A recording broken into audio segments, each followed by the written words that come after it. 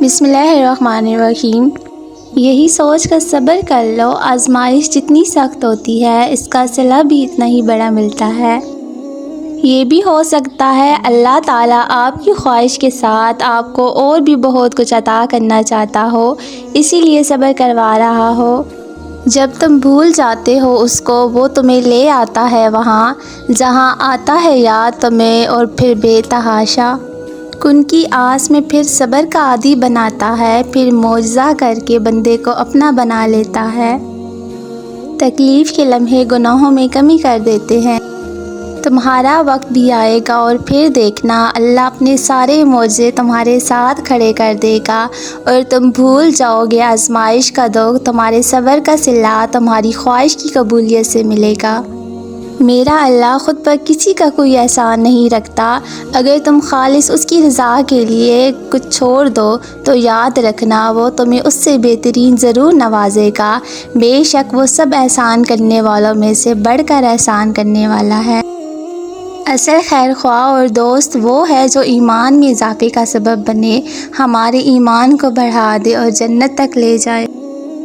یہ اس کی تقسیم ہے کہ وہ کچھ کو بن مانگے ہی عطا کر دیتا ہے، کچھ کی پکار اسے اتنی پسند ہوتی ہے وہ انہیں بار بار سنتا ہے۔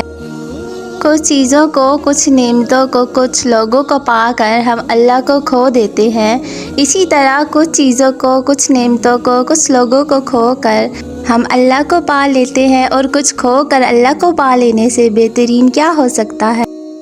دل مردہ ہو تو درود پاک زندگی ہے۔ ہر عبادت کا پتہ نہیں ہوتا کہ وہ قبول ہوگی یا نہیں، مگر درود پاک ایک ایسی عبادت ہے جو ادا ہوتی ہی قبول ہو جاتی ہے۔ شیطان تمہیں ہمیشہ تمہارے ڈر سے ڈراتا ہے، وہ اس وقت تمہارے ذہن میں وسوسے ڈالتا ہے جب تم معجزوں کے سب سے قریب ہوتے ہو، کیونکہ اس وقت اللہ تم سے راضی ہو چکا ہوتا ہے، اور جو اللہ کو پسند آتا ہے وہ اس کو نہیں آتا۔ لوگ صرف پتھر کی مورتی کو بت سمجھتے ہیں، لیکن ہر وہ چیز بت ہے جو ہمیں اللہ کریم کی اطاعت سے غافل رکھے۔ وہ پوچھ رہے ہوں گے مجرموں کے بارے میں کہ تمہیں کس چیز نے دوزخ میں داخل کر دیا؟ وہ کہیں گے ہم نماز پڑھنے والوں میں سے نہیں تھے اور ہم مسکین کو کھانا نہیں کھلاتے تھے۔ بعض اوقات ہمیں اپنی جس صلاحیت پر سب سے زیادہ گھمنڈ ہوتا ہے، اللہ تعالیٰ اسی سے ہمیں آزماتے ہیں، اور پھر ہمیں شدت سے ادراک ہوتا ہے ہم کچھ نہیں، سب کچھ اللہ کی توفیق سے ہے، اور اگر ہم یہ جان جائیں اور کیا چاہیے بندگی کے لیے۔ اللہ کے پسندیدہ بننا چاہتے ہو، دیکھو کہیں کوئی تم سے ناراض تو نہیں، تمہارے والدین، بہن بھائی، بیوی شوہر، رشتہ دار، دوست، کوئی تمہاری وجہ سے رویا تو نہیں، انا کو عزت نفس سمجھ کر رابطے میں پہل نہیں کر رہے۔ چلو اٹھو، جاؤ اپنے اللہ کو منا لو، دیکھو غلطی تمہاری ہوئی تو اللہ معاف کر دے گا، غلطی ان کی ہوئی تو اللہ تمہیں بلند کر دے گا، اور ہو سکتا ہے اللہ کی محبت میں تمہارا یہی ایک عمل اللہ کو راضی کر دے۔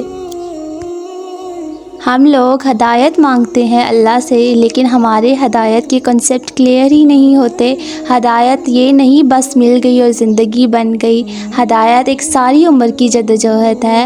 ہر دن کے، ہر گھنٹے کے، ہر پل میں آپ کو کچھ فیصلے کرنے ہوتے ہیں، اور ہدایت یہی ہے ہر لمحے میں اپنے نفس سے لڑ کر اللہ کی رضا کے مطابق فیصلے کیے جائیں، اور ہماری خود سے یہ لڑائی ساری زندگی چلتی رہتی ہے۔ سنو، ہر بندے کا کوئی نہ کوئی اسماعیل ہوتا ہے۔ جب تک آپ اپنے اسماعیل کی گردن پر چھری نہیں رکھتے، اللہ کی دوستی نصیب نہیں ہوتی۔ اپنی آرزوؤں کی گردن پر، اپنی خواہشات کی گردن پر چھری پھیرو، اللہ کے لیے محبوب سے محبوب چیز قربان کرنے کے لیے تیار ہو جاؤ، وہ پھر تمہیں اپنی قربتوں سے مالا مال کر دے گا۔ ہمیں قبر میں موبائل کی روشنی چاہیے یا قرآن کی؟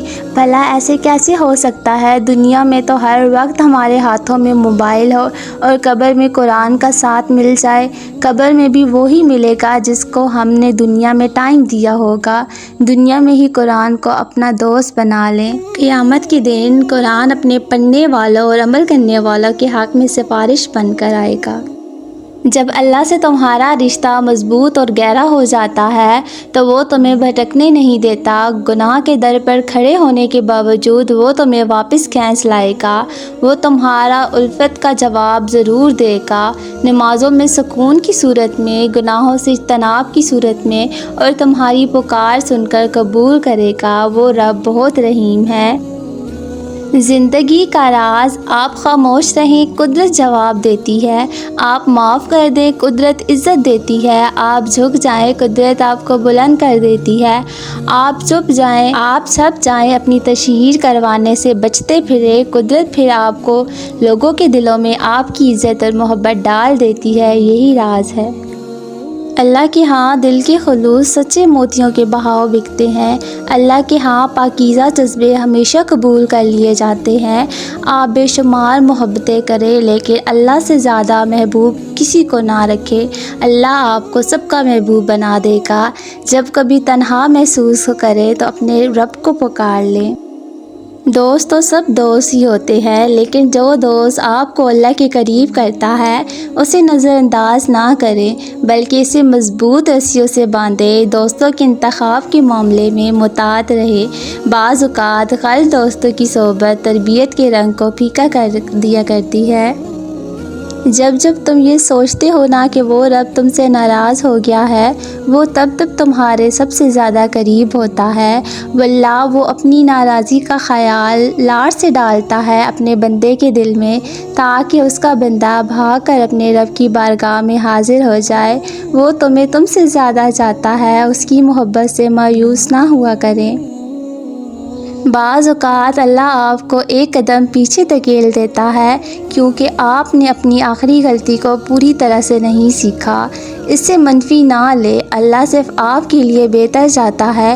وہ بعض اوقات آپ کو ایک قدم پیچھے ہٹانا پڑتا ہے، سیکھنا پڑتا ہے اور اللہ پر بھروسہ کرنا پڑتا ہے، وہ تمہارے لیے دروازے کھول دے گا۔ اگر نماز فجر کے لیے بیدار ہونا آپ کی پہلی پلاننگ نہیں تو باقی دن کی پلاننگ کے کوئی معنی نہیں، کیونکہ آپ کے دن کی شروعات ہی ناکامی سے ہوئی۔ اللہ پاک ہم سب کو 5 وقت خلوص دل کے ساتھ اپنے حضور حاضر ہونے کی توفیق دے، آمین۔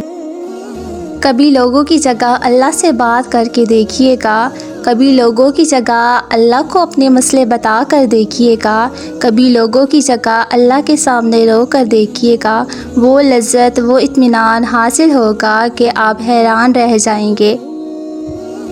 بات تو ساری توفیق کی ہوتی ہے، ورنہ کسی کی اتنی جرأت کہ ساری کائنات کے بنانے والے کے سامنے سر نہ جھکائے۔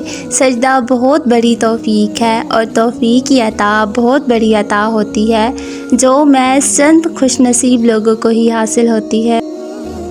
صبر کا نتیجہ ہمیشہ خوبصورت ہوتا ہے۔ اگر اللہ آپ کو انتظار کرا رہا ہے تو شاید اللہ آپ کو آپ کی توقعات سے زیادہ عطا کرنا چاہتا ہے، کیونکہ صبر آسان نہیں ہے، اور اگر آپ اللہ کو ایک خوبصورت صبر دکھا رہے ہیں تو وہ آپ کو ایک خوبصورت معجزہ ضرور دکھائے گا۔ ہم سب کسی نہ کسی تکلیف سے جڑے رہتے ہیں، کہیں نہ کہیں ٹوٹے رہتے ہیں، لیکن یقین جانیں ہم میں سے خوش نصیب وہ ہیں جسے اس کی تکلیف سجدے میں جھکاتی ہے، دعاؤں پہ لگاتی ہے، اللہ سے ملاتی ہے، یقین بڑھاتی ہے، کیونکہ جس کا غم اسے اللہ سے جوڑ دے اس کا وہ غم نہیں ہوتا، وہ اس کے لیے اللہ کی چاہت ہوتی ہے۔ اللہ کی محبت کی کوئی مثال نہیں، اس کی محبت اس پھول کی طرح ہے جسے دیکھا نہیں جا سکتا، محسوس کیا جا سکتا ہے، اور جب اسے محسوس کرنے لگو گے تو ساری الجھنیں سمجھنے لگیں گے۔ اور یاد رکھو تم اسے بھول بھی جاؤ نا، وہ تمہیں تب بھی نہیں بھولتا۔ قرآن میں اس رب کی باتیں پڑھو تو عقل دنگ رہ جاتی ہے کہ یا اللہ اتنی محبت مجھ سے، یا اللہ میں اس قابل نہیں، اور بے شک جب وہ راضی ہوتا ہے تو ساری کائنات جھولی میں لا کر رکھ دیتا ہے۔